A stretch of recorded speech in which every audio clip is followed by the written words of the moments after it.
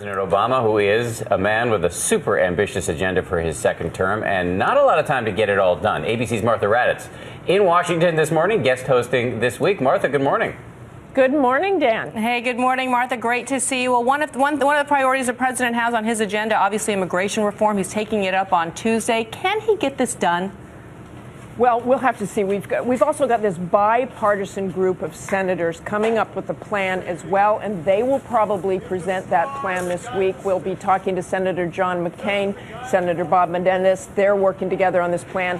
Whether President Obama detracts from the plan by going out on the road, going to Nevada on Tuesday, we're going to ask him about that as well. Yeah, there's this interesting theory that just by being associated with the plan, it could drive some people away from the plan in Congress. A complicated dynamic. But let's talk about this extraordinary interview, the joint interview, the first time it's ever happened, with President Obama and Hillary Clinton sitting down and talking to 60 Minutes. The whole thing airs tonight. I wonder, is there talk in Washington that this is in some ways President Obama picking favorites in the race to replace him in 2016? Because Joe Biden is also talking about maybe running.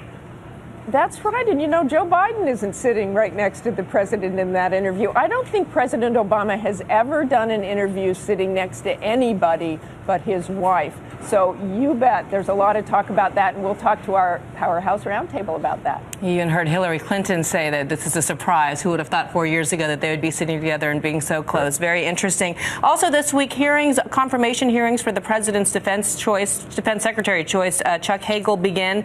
At times, this seemed very iffy. What are the odds that this is actually going to go through? Well, I think the chances are very good that this will go through. He's had a series of meetings, including with Senator McCain, trying to work out differences, trying to basically say what they want to hear, I think, and explain his positions further.